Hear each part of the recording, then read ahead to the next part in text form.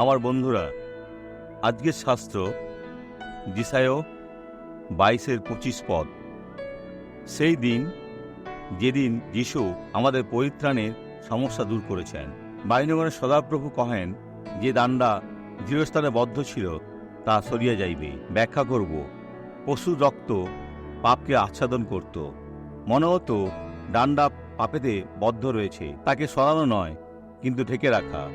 কিন্তু প্রভু যীশু নিজে রক্ত দিয়েছেন, তার রক্ত আমাদের সমস্ত পাপকে ধৌত করে। স্বীকার করুন আর ক্ষমা লাভ করুন। তাই ডান্ডা সরে গেছে, তা ছিন্ন হইয়া পতিত হইবে ও যে ভার তাহার উপরে ছিল তা উচ্ছিন্ন হইবে, কারণ সদাপ্রভু এই কথা বলিয়াছেন।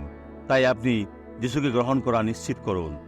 মাংসে আব্রাহামের বংশধর যদি পুনর্জন্ম না হয় তাহলে কখনোই স্বর্গে যেতে পারবেন না। এই ধন্য ব্যক্তিকে দেখুন। আমি মেয়ের হাত ধরেছিলাম। এখন ওর হাত ছাড়া চলবেন। ছাতা নিয়ে এখানে আসুন। আমি কি ছাতা নিয়ে যাব? হ্যাঁ, ছাতা নিয়ে আসুন।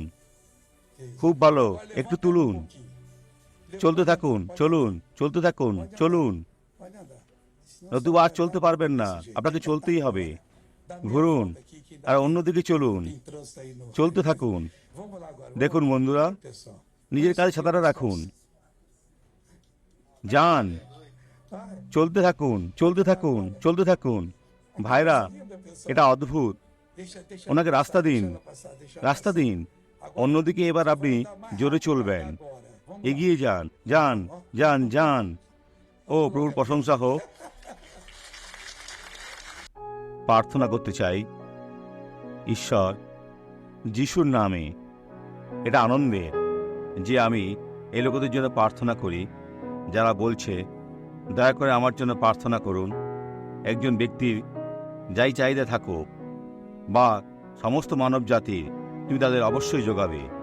সুসমাচারের পরিচালক হিসাবে সমস্ত মন্দকে বাঁধি, ধমক দিই আর বলি, মন্দ যিশুর নামে বেরিয়ে যাও। দিন শুভ হোক।